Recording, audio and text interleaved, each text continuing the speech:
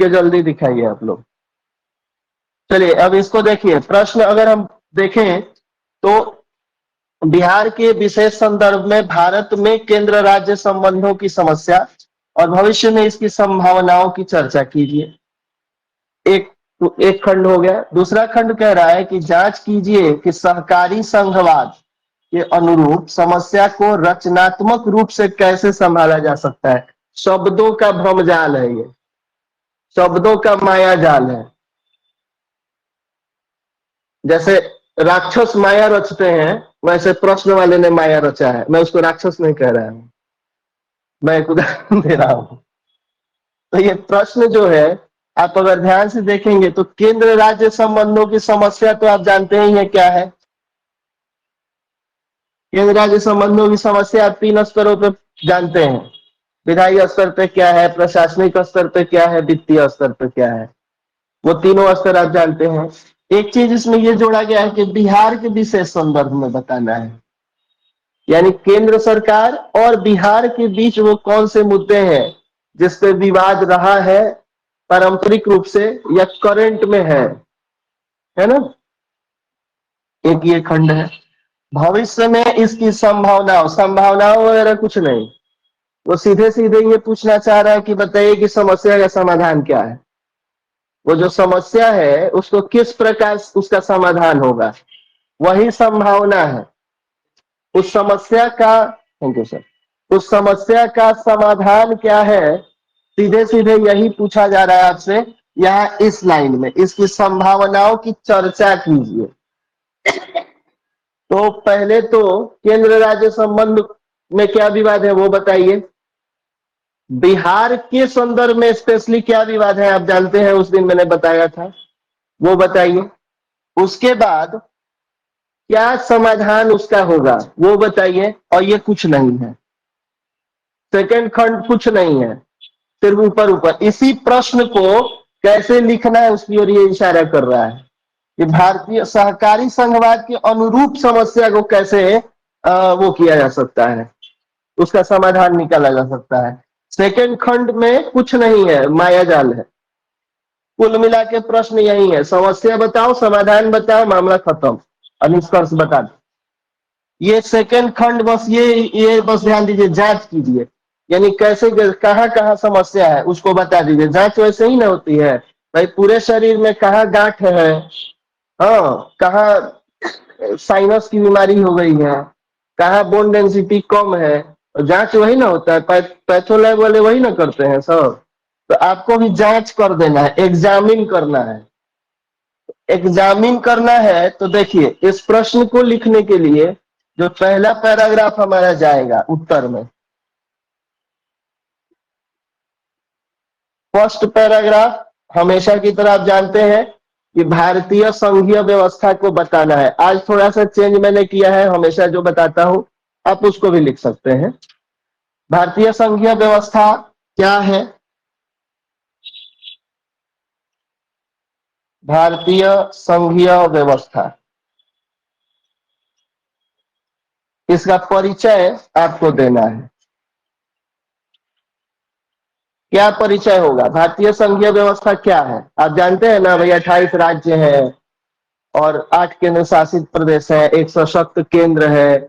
संविधान का अनुच्छेद 1(1) जो है भारत को राज्यों का संघ कहता है। और ये यही तमाम चीजें ना लिखेंगे क्या, तो आप, मैं बोल रहा हूं, लिखेंगे कि भारतीय संविधान के अनुसार भारत एक राज्यों का संघ, ब्रैकेट में यूनियन है, ये जरूर लिखें, यूनियन शब्द जरूर आना चाहिए।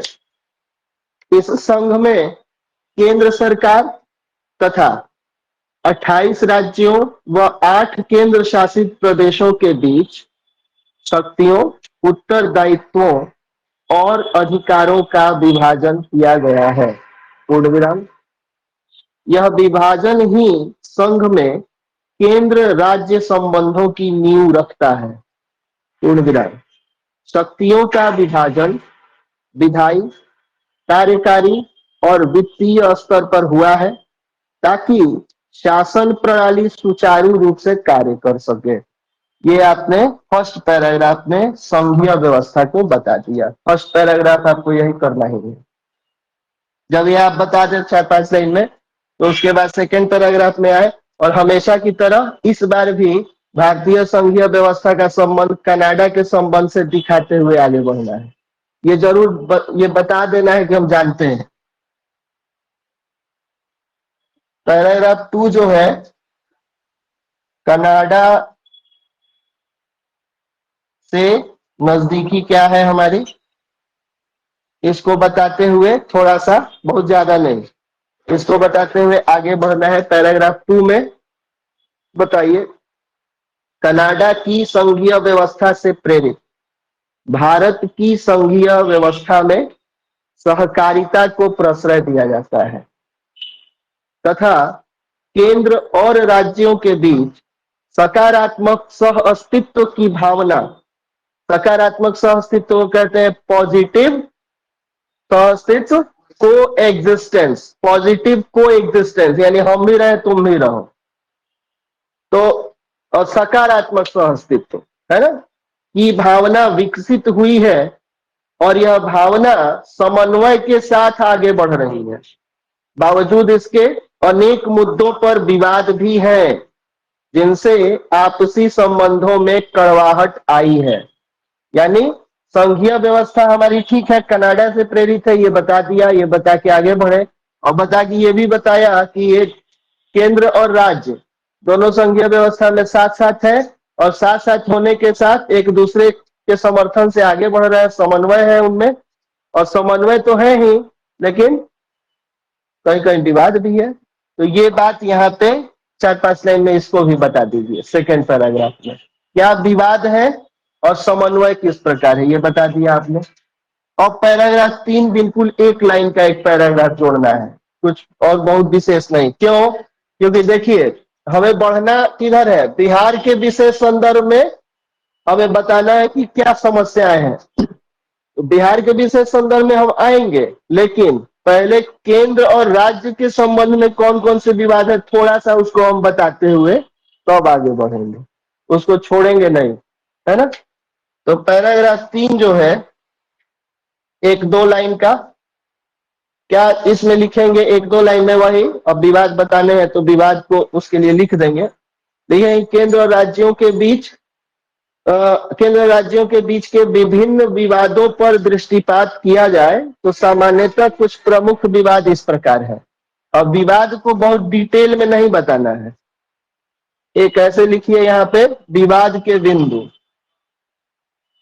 विवाद के बिंदु, विवाद क्या क्या है और 3 जो उसमें बताइए यहाँ पे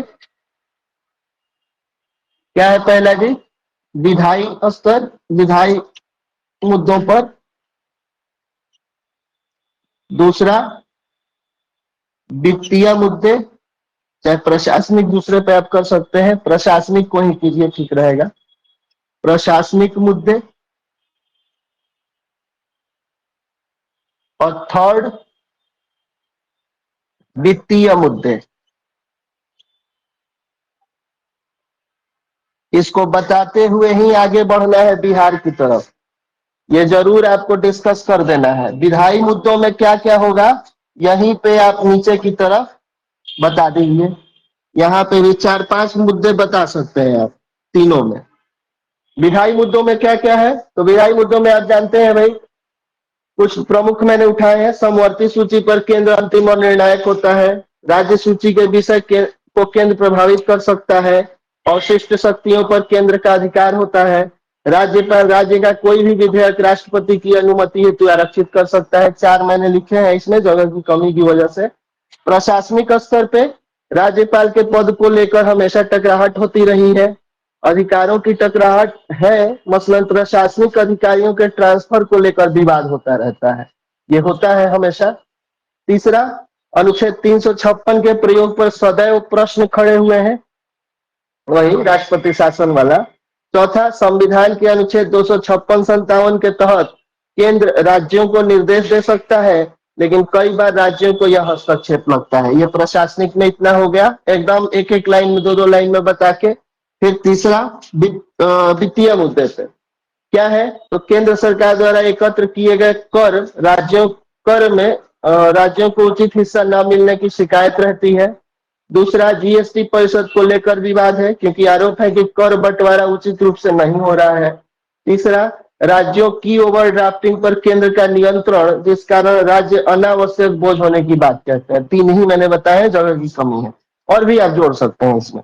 तो ये तीन चार जोड़ जोड़ के और इसको इतना बता के, और आपका अब केंद्र राज्य संबंधों में क्या समस्या है वो आपने बता दिया। अब आपको बढ़ना किधर है? बिहार के क्या मुद्दे हैं, अब उसकी तरफ बढ़ना है। उस आगे बढ़ते हैं। अब जो है, इतना जब आप विवाद बता दिए क्या क्या बिंदु है विवाद के, उसके बाद अब अगला पॉइंट आपको बढ़ना है किधर? बिहार की ओर। तो अब बिहार की ओर बढ़ने के लिए कुछ पैराग्राफ जोड़िएगा ना, कि ऊपर के जो विवाद है वो तो है ही, और जब बात आती है बिहार और केंद्र की, तो फिर उस पर भी ध्यान दिया जाना चाहिए। क्या पैराग्राफ जोड़ेंगे इसमें? कौन सा पैराग्राफ हुआ था? तीन हुए थे ना, तो एक चौथा पैराग्राफ जोड़िए। अब बिहार की ओर बढ़ना है इस पैराग्राफ में। बिहार की समस्या की ओर बढ़िए। क्या लिखिएगा? तो बिहार की समस्या की ओर बढ़ने पर आपको विवाद तो आपने बता दिए, जोड़ते हुए चलिए अब उसको, और जोड़ते हुए लिखिए कि स्वतंत्रता प्राप्ति के पश्चात से केंद्र राज्य संबंधों को नई ऊंचाई दिए जाने का प्रयत्न होता रहा, फिर भी विवाद कुछ स्थितियों में दृष्टिगत हुए हैं। केंद्र से राज्यों के विवाद की जब भी बात होती है, तब केंद्र और बिहार राज्य के मध्य के विवाद भी चर्चा के केंद्र में आ जाते हैं। ये विवाद इस प्रकार है, तीन चार लाइन। तो देखिए, विवाद इस प्रकार है, बताते भी चलते हैं। इस प्रकार है डैश, और डैश करके पहला विवाद है, आप जानते हैं, विशेष राज्य के दर्जे की मांग बिहार करता रहा है हमेशा, है ना। विशेष राज्य, स्पेशल स्टेट का दर्जा चाहिए हमको भाई। क्यों चाहिए? तो हम पिछड़े हुए हैं। तो पहला हो जाएगा आपका विशेष राज्य के दर्जे की मांग को लेकर विवाद।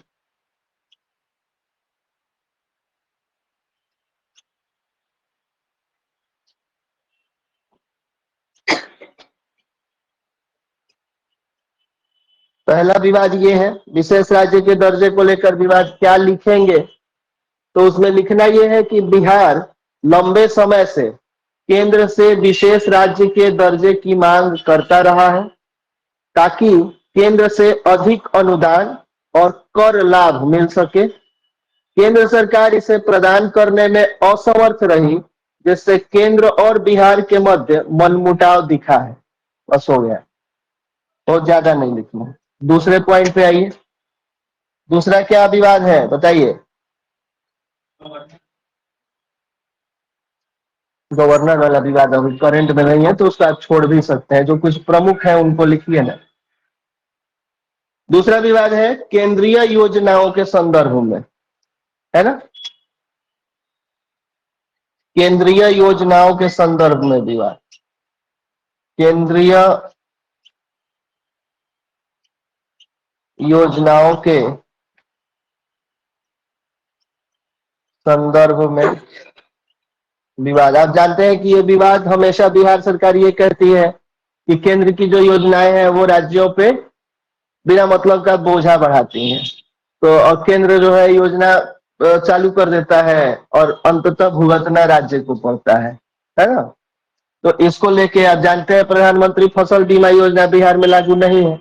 तो इसको आप लिखें, लिखिए। सॉरी सॉरी, बिहार सदैव से केंद्र सरकार द्वारा घोषित योजनाओं की आलोचना इस संदर्भ में करता रहा है कि केंद्र की योजनाएं राज्य पर अनावश्यक बोझ बढ़ाती हैं। इससे राज्य पर वित्तीय दबाव बढ़ जाता है। राज्य में प्रधानमंत्री फसल बीमा योजना लागू नहीं है, ये जरूर बता दीजिएगा। ये दो पॉइंट्स हो गए। थर्ड पॉइंट में विवाद है पंथ निरपेक्षता को लेकर। थर्ड पॉइंट है पंथ निरपेक्षता का मुद्दा।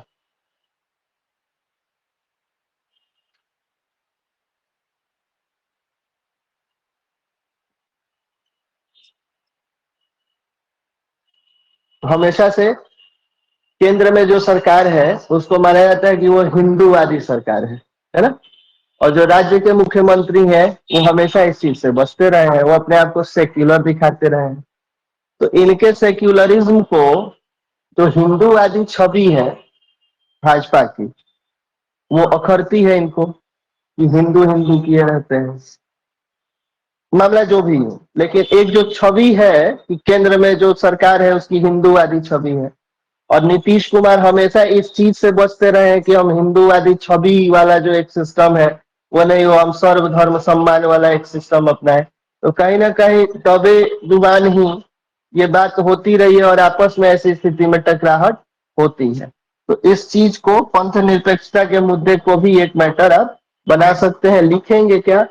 तो पंथ निरपेक्षता अनेक बार केंद्र और बिहार के मध्य विवाद का विषय बनी है, किंतु गठबंधन सरकारों के दौर में राजनीतिक दल दबी जुबान इस मुद्दे पर एक दूसरे की आलोचना करते दिखे हैं। विभिन्न दलों की अपनी राजनीतिक विचारधारा उन्हें आपस में विवाद को उकसाती है, जिससे अंततः आपसी संबंधों में दूरी आती है। ये लिख देंगे। उसके बाद अभी उस दिन ही मैंने बताया था कि कुलपति और इसमें शिक्षा विभाग में आपस में कुछ मसला हो गया था। राज्यपाल कुलपति होते हैं और कुलपति उप कुलपतियों की नियुक्ति और उसके सारा प्रक्रिया से उसको वही देखता है। शिक्षा विभाग का आगे हम आपको नहीं करने देंगे, जबकि शक्ति उसी के पास है ना। अभी बंगाल में इसी मुद्दे के बाद क्या हुआ था कि जो वहां की सरकार है उसने कहा था कि अब राज्यपाल कुलपति नहीं रहेगा, मुख्यमंत्री रहे। विश्वविद्यालयों के, जो राज्य के विश्वविद्यालय उनके कुलपति जो होंगे वो मुख्यमंत्री रहेंगे। बड़ा मामला हुआ था इस पर, अगर आपने ध्यान दिया होगा तो ये भी एक मुद्दा उछला था। यही मामला हुआ था, अपने आर्लेकर साहब थे और पाठक जी थे, तो ये मुद्दा हुआ, तो उसके बाद वहां ये बात हुई थी। तो इसको लेके भी विवाद है। जो आपका चौथा पॉइंट हो जाएगा वो हो जाएगा कुलपति की भूमिका को लेकर विवाद। चौथा पॉइंट, ये भी समस्या ही है।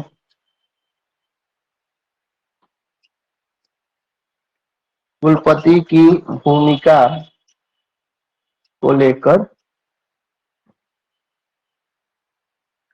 विवाद, ये हो गया। 4 पॉइंट आपके ये हो गए। एक पॉइंट और आप जोड़ दीजिएगा। चलिए, पांचवा पॉइंट, बांग्लादेशी घुसपैठ पर मनमुटाव है ना।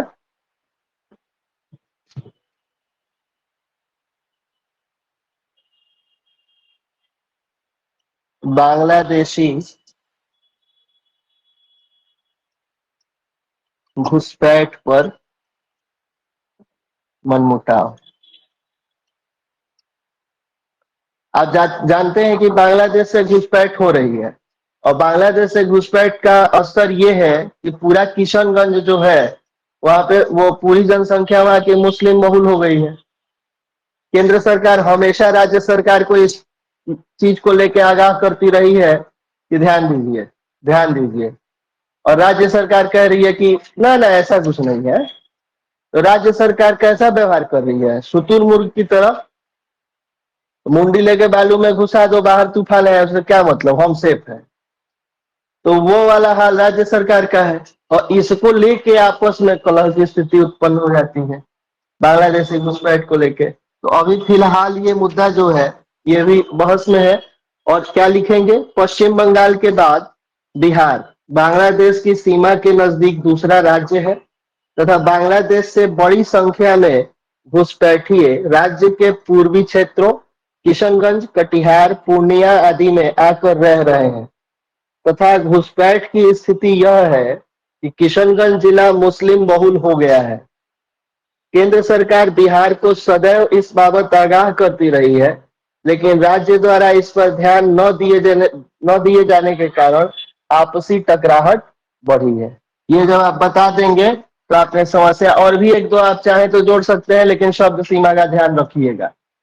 राज्यपाल वाला जो आप बोल रहे थे वो भी जोड़ा जा सकता है, लेकिन बहुत अभी करंट का मुद्दा नहीं है, इसलिए कि गठबंधन सरकार है। तो केंद्र में जो है राज्य में भी वही है, तो इसलिए राज्यपाल वाला मुद्दा कोई बहुत बड़ा मुद्दा नहीं बनेगा।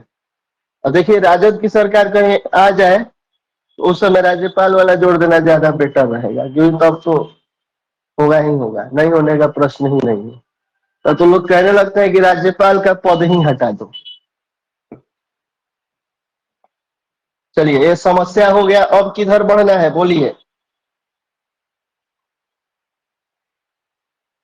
हाँ, सहकारी संघवाद को ध्यान में रखते हुए आप क्या क्या समाधान सुझाइएगा। वो सिर्फ बिहार के लिए स्पेशली नहीं, उसमें बिहार के लिए भी बता देना है जोड़ के, लेकिन क्या क्या समाधान हो सकते हैं ये एक पूरा सिनेरियो पूरा कंक्लूड करके बताते हुए चलना है, और उसमें बिहार को भी साथ साथ लेके चलना है।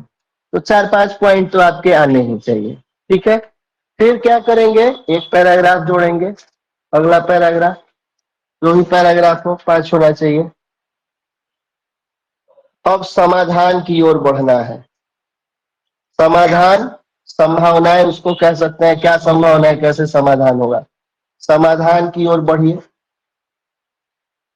क्या समाधान होगा, उसके लिए एक पैराग्राफ हम जोड़ें और लिखें कि उपरोक्त विवाद केंद्र और बिहार राज्य के बीच कड़वाहट लाते रहे हैं, किंतु सरकारों द्वारा आपसी संबंधों को सुदृढ़ करने की दिशा में भी उचित कदम उठाए जाते रहे हैं, जैसा कि केंद्रीय बजट 2025-26 के माध्यम से किया गया है। करंट है एकदम, जोड़ दीजिएगा, है ना, कि क्या किया है केंद्र सरकार ने राज्य को लेके अभी।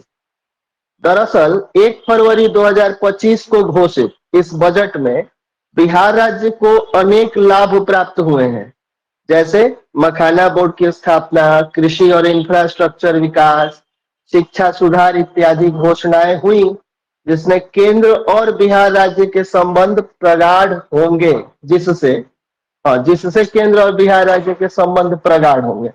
इस पैराग्राफ में इस चीज को जोड़ते हुए चलिएगा कि करंट में भाई ये होगा तो अंततः केंद्र और राज्य के संबंध ठीक होंगे, और जो बार बार विशेष राज्य के दर्जे की मांग हो रही है उसके लिए एक समाधान भी है ना।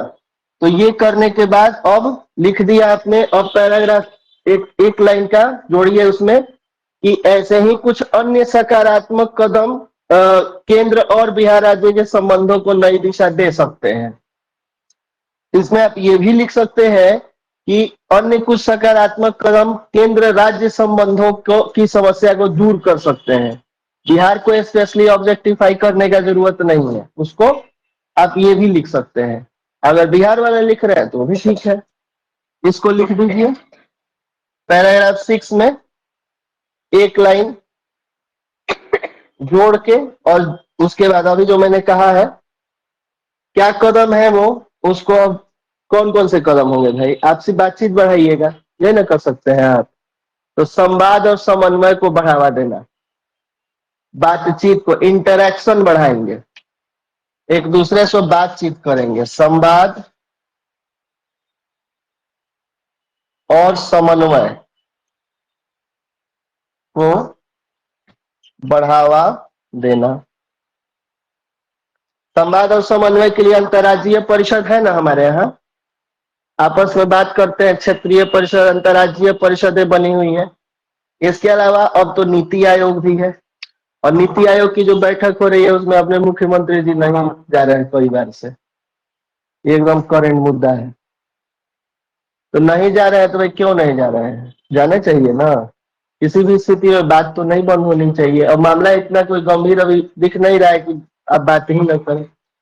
तो संवाद बढ़ेगा तो समन्वय बढ़ेगा। क्या लिखेंगे इसमें, तो आपसी संवाद और समन्वय बढ़ाने के लिए नियमित संघीय बैठकों का आयोजन किया जाना चाहिए, ताकि केंद्र और राज्य अपनी चिंताओं को साझा कर सके और समाधान निकाल सके।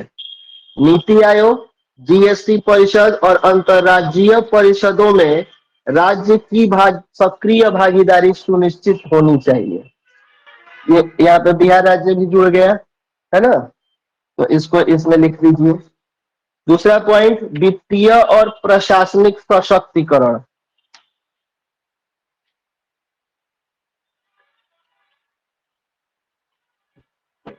एम्पावर्ड करना होगा वित्तीय स्तर पे, है ना।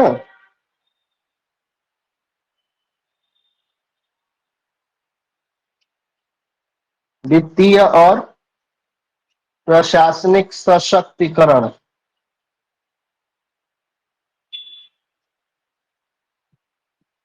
तो ये एम्पावरमेंट कैसे आएगा, रुपया पैसा में लोग मजबूत कैसे होंगे भाई।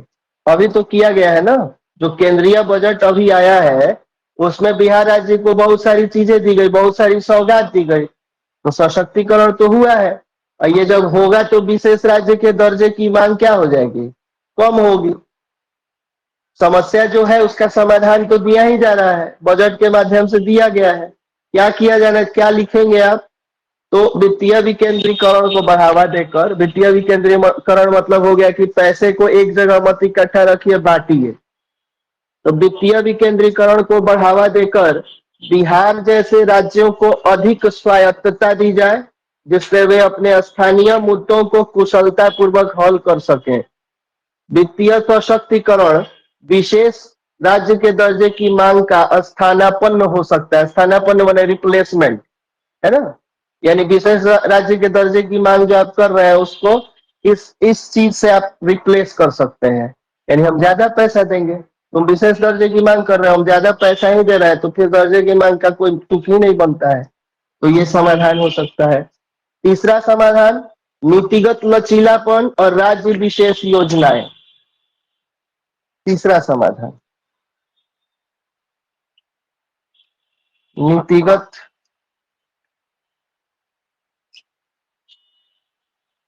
लचीलापन और राज्य विशेष योजनाएं।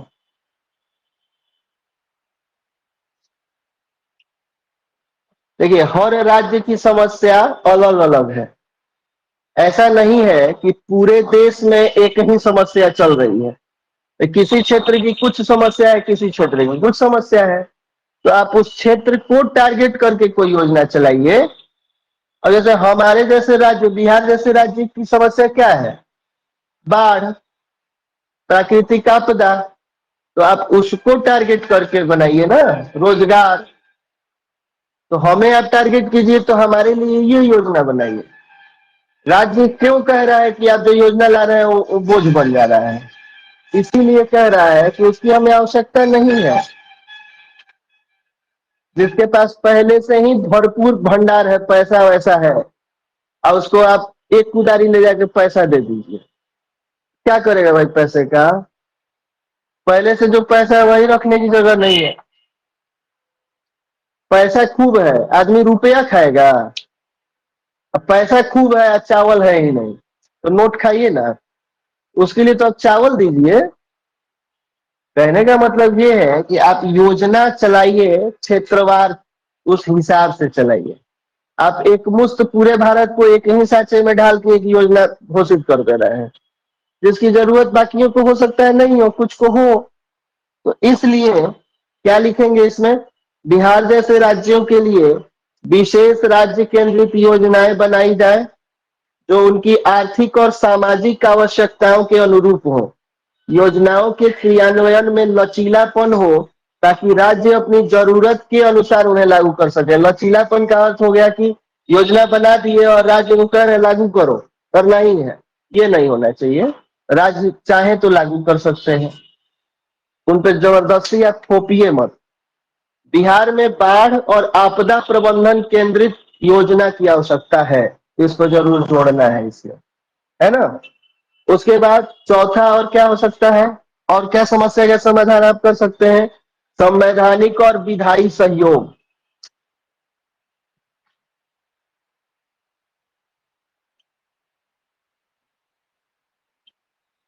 संवैधानिक और विधायी सहयोग, जो भी मामले या जो भी मसले हो रहे हैं उनको संविधान के दायरे में रह के सुलझाया जाए। संविधान के विभिन्न अनुच्छेद हैं, उनके हिसाब से क्या, जैसे अनुच्छेद 263 है, अंतर्राज्यीय परिषदों की बात करता है ना, है? तो उसके हिसाब से ही हम काम करें, संविधान में जो चीज है उसको फॉलो करें। तो पहले ही संविधान सभा हमारे लिए बना के चली गई, अब बस उसी को फॉलो करते रहना है। उसके दायरे में रह के अगर हम काम करेंगे तो मामला, भाई राज्य अपने हिस्से का काम करे, केंद्र अपने हिस्से का काम करे। संविधान तो फरिया के चला गया ना, संविधान तो फरिया रिया है, सब अलग अलग फरिया के रखा हुआ है कि आप उसके हिसाब से ही कीजिए काम। तो लिखेंगे क्या, यदि किसी मुद्दे पर विवाद हो तो उसे संविधान में उल्लिखित संघीय तंत्र, क्या है संघीय तंत्र, सर्वोच्च न्यायालय है, अंतर्राज्यीय परिषदें हैं, उसके माध्यम से हम सुलझाएंगे, के माध्यम से हल किया जाए। केंद्र को किसी राज्य के अधिकारों का अतिक्रमण करने से बचना चाहिए और राज्यों को भी राष्ट्रीय हितों को प्राथमिकता देनी चाहिए। ये चीज इसमें बहुत विस्तार से मत लिखिएगा, नहीं तो फिर आपका फिर शब्द सीमा वो हो जाएगा, उसको ध्यान रखिएगा। एक और चाहिए तो जोड़ सकते हैं, नहीं भी मन करे तो आप 4 ही रहने दीजिएगा। एक और मुझे अच्छा लगा तो मैंने जोड़ दिया, संयुक्त विकास परियोजनाएं, 5वां।